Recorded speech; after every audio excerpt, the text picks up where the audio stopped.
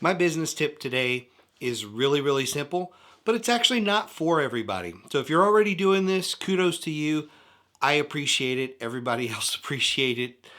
But there are a small group of people that do this with their marketing, and I guarantee you it's costing you business by doing this.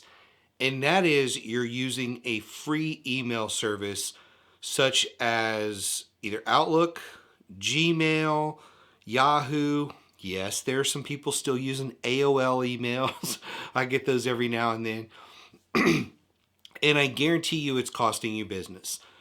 When I look at an email and it's coming from one of those types of services, the first thing that pops into my head is this company is unprofessional. This company doesn't have what it takes for me to work with them because that's how they're doing business. Now, there's a few people out there that I know that have had the same email account for, I don't know, dozens and, tens of years or whatever it is, a long time. And for those people, I get it. That's the email they've had. But look, I highly encourage people to forward that type of email to a professional domain. And look, even for me, I have multiple domains. So on a personal level, I don't even use a Yahoo, Gmail, anything like that. I don't use those. On a personal level, if I'm emailing back and forth with my family, I have an at michaellejeune.com email. Now, why do I have that? Number one, it's more professional. But number two, it's so inexpensive to get these. They're a few bucks a year, and then you can connect them to your phone and all that kind of stuff, just like your other emails. But it's really, really simple.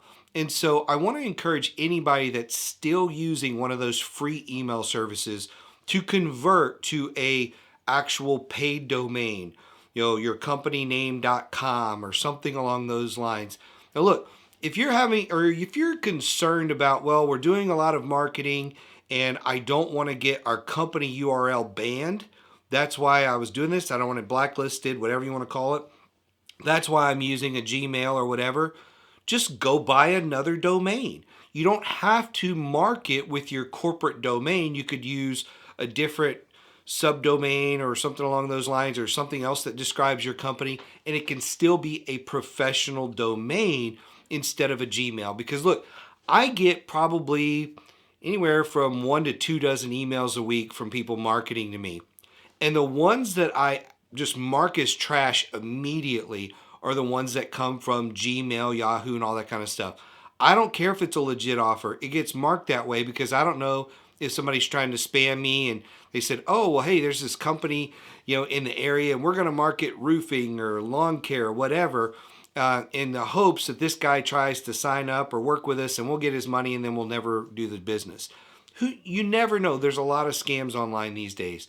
And so for me, I personally always want that actual domain name. Again, super simple to set up. It's very inexpensive. And then you come across as more professional to people. And there's nothing worse than you are a good company. You do have the skills that it takes to do the job, but you're not even being considered because your domain isn't professional. Again, super simple fix. Anybody can get that done. If you don't know where to go buy a domain, just Google that. There's a ton of places you can go buy a domain, anywhere from GoDaddy to HostGator, and those are just the two that come off the top of my head. I think it's Bluehost might be another one. There's so many different places you can buy this. If you have your website at a hosted with a specific company like Wix or something like that, a lot of them give you a free domain name and usually one email account, that sort of thing. So it's that simple to go get that and have that connected, and now you're communicating more professionally. Now, the other thing I recommend if you're doing this is also actually have a signature block. I've talked about this before, about having all the ways you can utilize your signature block. At a minimum, in your signature block, it should actually have your phone number and your company name. So like your name, company name, phone number. That's at a minimum what you should have in your signature block. Again, this is one of those things that makes a company feel unprofessional, is if I send you an email, you send me one back and it just says Bob or Steve or Sue or whatever. I get that. I get a lot of emails back from people that don't have any sort of signature block. They just type their response and hit return, and that's what I get.